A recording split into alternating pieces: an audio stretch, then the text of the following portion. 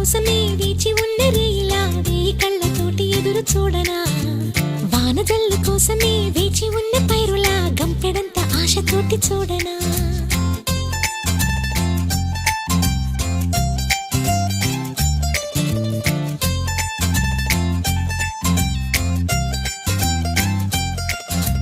జోల పాట కోసం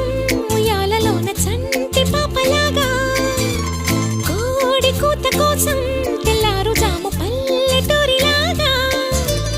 ఆగనే లేనుగా చెప్పవా నేరుగా గుండెలో ఉన్న మాట ఏ ఒకటి రెండు మూడు అంటూ అరే ఒక్కో క్షణాన్ని నేను